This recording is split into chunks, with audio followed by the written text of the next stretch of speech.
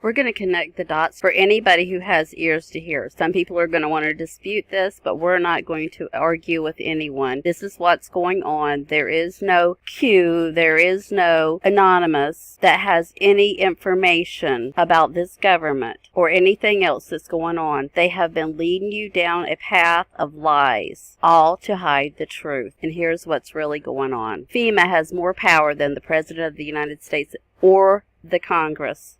It has the power to suspend laws, move entire populations, arrest and detain citizens without a warrant, and hold them without trial. It can seize property, food supplies, transportation systems, and can suspend the Constitution. When a state of emergency is declared, Executive Order 11921 allows the Federal Emergency Preparedness Agency to develop plans to establish control over the mechanisms of production and distribution of energy sources, wages, salaries, credit, and the flow of money in the U.S. financial institution in any undefined national emergency. It also provides that when a state of emergency is declared by the President, Congress cannot review this action for 6 months. Now, with the understanding that after Trump signed the National Emergency Declaration, FEMA took over. Now, this is March 13th, 2020. Listen to what he's going to say now. This is right after he signed the National Emergency into effect. It is only the beginning of what we're really doing, and now we're in a different phase. This is only the beginning of what we're really doing, because what they're really doing is putting everything in place to start the New World Order. Now we're in a different phase. The different phase that he's speaking of is that he is no longer president, and he has given full power over to FEMA when he signed the National Emergency Declaration. We had some very old and obsolete rules. Those old and obsolete rules are also known as the Constitution of the United States. That we had to live with. It worked under certain circumstances, but not under mass circumstances. Under mass circumstances is being under FEMA rule. They were there for a long time. They were in place for a long time, and we're breaking them down now. They're definitely breaking them down because the Constitution is suspended. And they're very usable for certain instances, but not for this. Because they can't go forward with their plan with the Constitution, our constitutional rights, still intact. To unleash the full power of the federal government in this effort today, I am officially declaring a national emergency. So he is officially telling us in a coded message that we are now under the rule of FEMA, no longer having a president.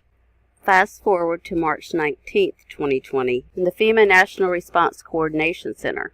Well, Mr. President, Vice President, thank you for being here. Really appreciate your visit to FEMA. I think your visit really, as you indicated last week, by signing the national emergency, has really empowered FEMA. And he just made the declaration that FEMA is empowered, has really empowered FEMA.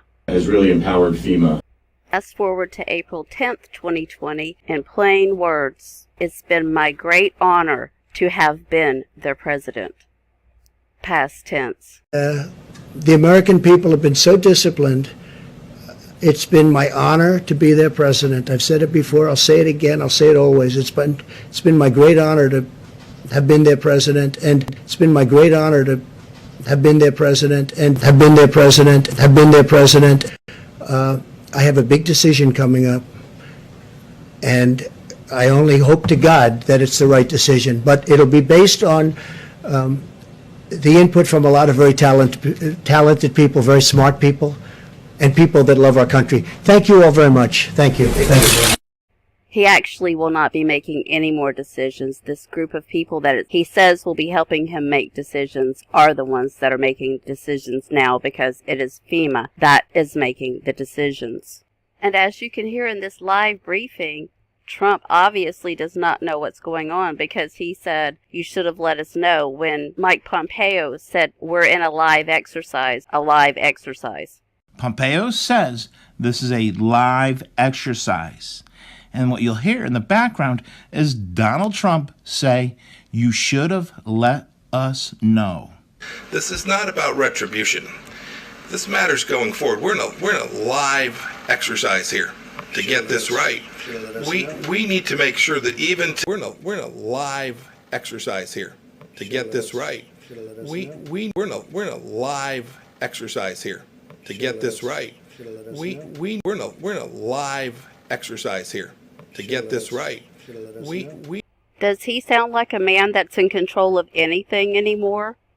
He just looks like he has just lost his best friend in all of these videos that we're seeing now ever since he signed the National Emergency Declaration. I'm sure most of us thought that FEMA was created to help people in disasters. But here's the truth about FEMA. FEMA was created in a series of executive orders. A presidential executive order, whether constitutional or not, becomes law simply by its publication in the Federal Registry. Congress is bypassed. Executive Order 12148 created the Federal Emergency Management Agency that is to interface with the Department of Defense for civil defense planning and funding. An emergency czar was appointed. Executive Order 12656 appointed the National Security Council as the principal body that should consider emergency powers. This allows the government to increase domestic intelligence and surveillance of U.S. citizens and would restrict the freedom of movement within the United States and grant the government the right to isolate large groups of civilians. That's where we're at right now, people. We are all being told what to do, where we can and can't go. The National Guard could be federalized to seal all borders and take control of U.S. airspace and all ports of entry. Executive Order 10990 allows the government to take over all modes of transportation and control of highways and seaports. Executive Order 10995 allows the government to seize and control the communications media. Executive Order 10997 allows the government to take over all electrical power, gas, petroleum, fuels, and minerals. Executive Order 10998 allows the government to take over all food resources and farms. Executive Order 11000 allows the government to mobilize civilians into work brigades under government supervision. Executive Order 11001 allows the government to take over all health, education, and welfare functions. Executive Order 11002 designates the Postmaster General to operate a national registration of all persons. That's where your census comes in. Executive Order 11003 allows the government to take over all airports and aircraft, including commercial aircraft. Executive Order 11004 allows the Housing and Finance Authority to relocate communities, build new housing with public funds, designate areas to be abandoned, and establish new locations for populations. Executive Order 11005 allows the government to take over railroads, inland waterways, and public storage facilities. Executive Order 11051 specifies the responsibility of the Office of Emergency Planning and gives authorization to put all executive orders into effect in times of increased international tensions and economic or financial crisis.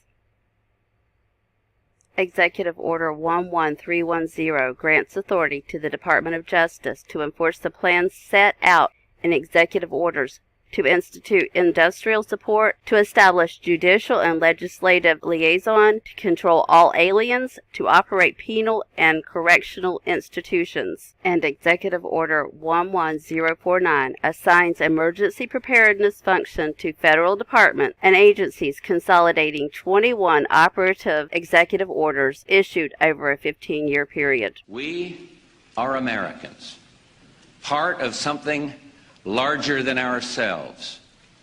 For 2 centuries, we've done the hard work of freedom, and tonight we lead the world in facing down a threat to decency and humanity. What is at stake is more than one small country. It is a big idea, a new world order, where diverse nations are drawn together in common cause to achieve the universal aspirations of mankind: peace and security, freedom, and the rule of law. Such is a world worthy of our struggle and worthy of our children's future. We have before us the opportunity to forge for ourselves and for future generations a new world order, a world where the rule of law, not the law of the jungle, governs the conduct of nations. When we are successful, and we will be, we have a real chance at this new world order, an order in which a credible United Nations can use its peacekeeping role to fulfill the promise and vision of the UN's founders. Hopefully this has opened some of your eyes so that you can see where we're at in this timeline. This is true. This is what's going on. These are facts. Y'all have a blessed day.